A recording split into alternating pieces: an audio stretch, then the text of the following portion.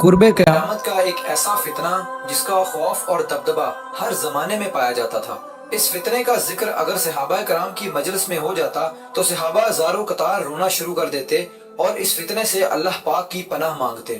دوستو، آج کی اس ویڈیو میں میں بات کروں گا اس کائنات کے سب سے بڑے فتنے کی، یعنی دجال کی۔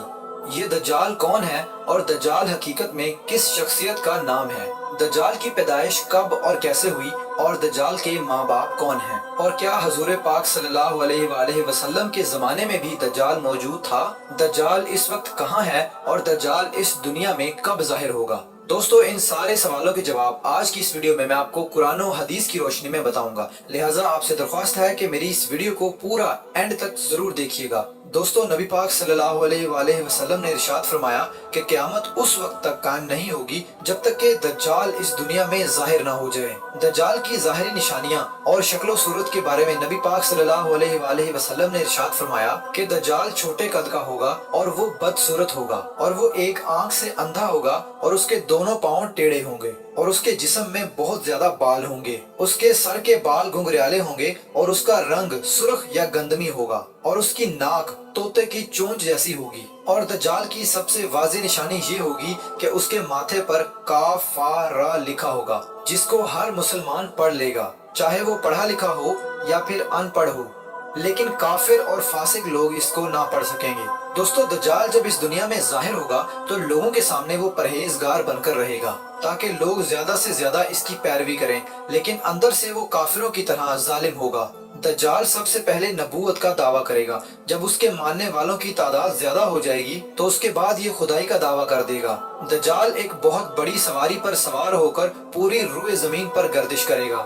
وہ سواری اتنی بڑی ہوگی کہ اس کی آنکھوں کا درمیانی فاصلہ 40 گز ہوگا۔ دوستو، دجال کے پاس بے شمار طاقت اور بے شمار مال و دولت کے خزانے ہوں گے۔ اس روئے زمین کی زیادہ تر نہروں پر اس کا قبضہ ہوگا اور اس کی اجازت کے بغیر کوئی بھی پانی نہ پی سکے گا۔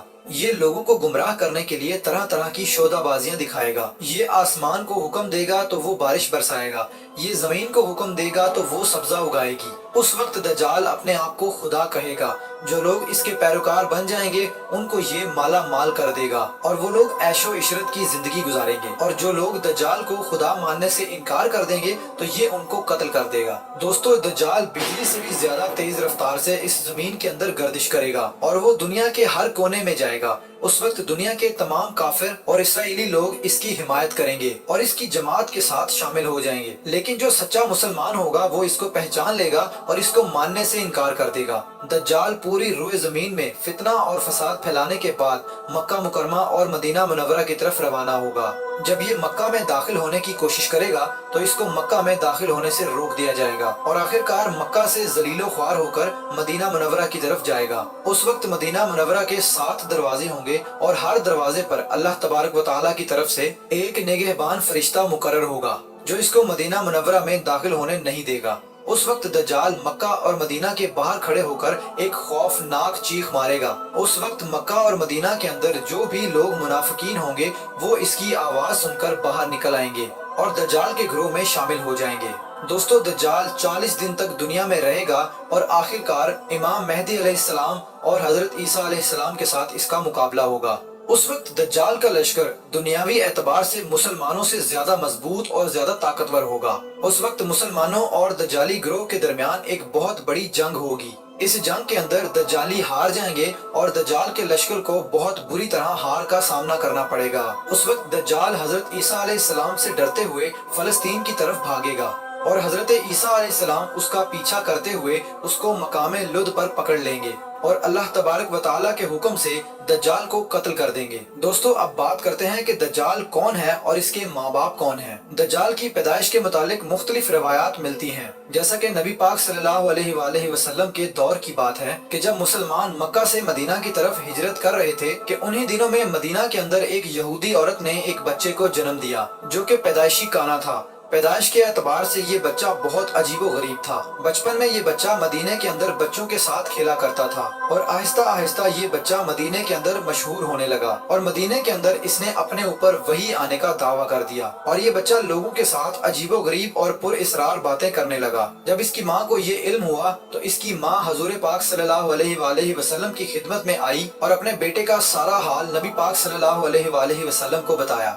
اور اس بچے کی ماں حضرت محمد صلی اللہ علیہ وآلہ وسلم سے گزارش کرنے لگی کہ آپ اس بچے کا معائنہ کریں کہ یہ کیا کر رہا ہے۔ ایک دن آپ صلی اللہ علیہ وآلہ وسلم صحابہ کرام کے ہمراہ اس بچے کا معائنہ کرنے کے لیے اس کے گھر کی طرف روانہ ہوئے تو آپ نے رستے میں اس بچے کو انصاری بچوں کے ساتھ کھیلتے ہوئے دیکھا۔ اس بچے کا نام ابن سیاد تھا۔ اس وقت آپ صلی اللہ علیہ وآلہ وسلم کے ساتھ عمر بن خطاب رضی اللہ تعالی عنہ اور دیگر صحابہ کرام بھی موجود تھے۔ اس وقت ابن سیاد بلوغت کے قریب تھا لیکن جوان نہیں ہوا تھا۔ آپ صلی اللہ علیہ وآلہ وسلم اس کے قریب گئے لیکن اس کو پتہ نہ چلا تو آپ صلی اللہ علیہ وآلہ وسلم نے اس کی کمر پر ایک ضرب لگائی اور ابن سیاد سے فرمایا کہ کیا تم گواہی دیتے ہو کہ میں اللہ کا رسول ہوں؟ تو ابن سیاد نے آپ صلی اللہ علیہ وآلہ وسلم کی طرف دیکھا اور کہا کہ میں گواہی دیتا ہوں کہ آپ اللہ کے رسول ہیں۔ پھر ابن سیاد نے آپ صلی اللہ علیہ وآلہ وسلم سے کہا کہ کیا آپ گواہی دیتے ہیں کہ میں اللہ کا رسول ہوں؟ تو آپ صلی اللہ علیہ وآلہ وسلم نے ابن سیاد کو چھوڑ دیا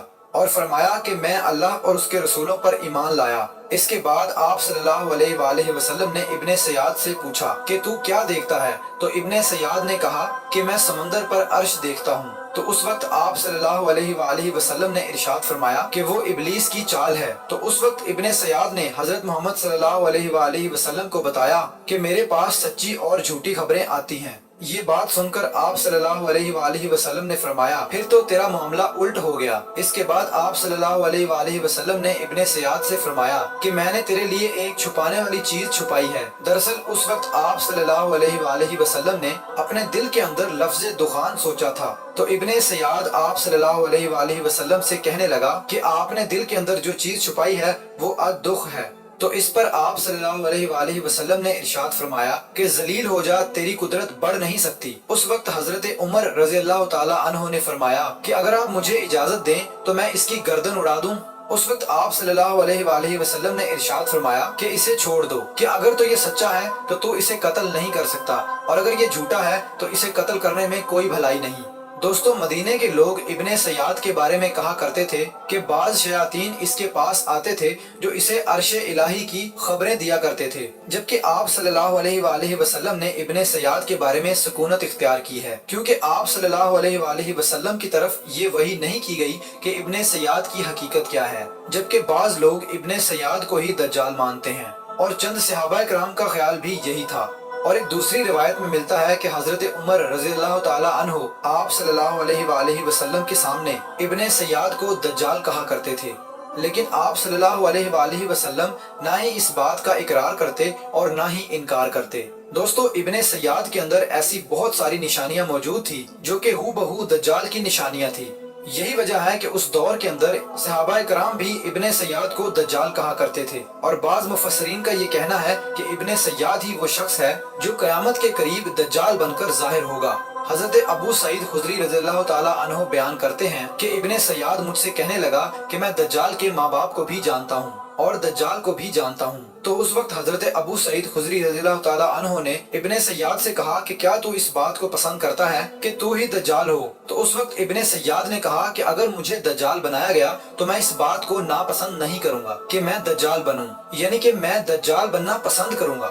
دوستو، بعض مفسرین کا کہنا ہے کہ ابن سیاد دجال نہیں ہے، کیونکہ یہ بعد میں آپ صلی اللہ علیہ وآلہ وسلم پر ایمان لے آیا تھا، بلکہ دجال حضرت سلیمان علیہ السلام کے دور میں جنات اور انسانوں کے ملاپ سے پیدا ہوا تھا اور اس کے ماں باپ کو قتل کر دیا گیا تھا، اور دجال کو ایک جزیرے کے اندر قید کر دیا گیا، اور انسانوں اور جنات کے ملاپ سے پیدا ہونے والا بچہ یعنی کہ دجال آج بھی اسی جزیرے پر قید ہے، اور اس کے ساتھ ساتھ شیطان اس کو ہر بات کی وہیں پر خبر دیتے ہیں۔ دجال کی پیدائش کے بارے میں حضرت حضرت امام زرکاری رحمتullah علیہ بیان کرتے ہیں کہ دجال وہ فتنہ ہے جس کو اللہ تبارک و تعالیٰ نے اس وقت پیدا فرمایا جس وقت حضرت آدم علیہ السلام کو جنت سے نکالا گیا تھا اور دجال کو بنا ماں باپ کے پیدا کیا گیا۔ دوستو حقیقت تو یہ ہے کہ دجال قیامت کے قریب ظاہر ہوگا اور اس کی جو نشانیاں ہوں گی وہ آپ صلی اللہ علیہ وآلہ وسلم کی احادیث میں واضح طور پر مل جاتی ہیں۔ لیکن یہ دجال کہاں ہے اور یہ کہاں سے آیا اور یہ کیسے پیدا ہوا اور اس کے ماں باپ حقیقی طور پر کون ہیں،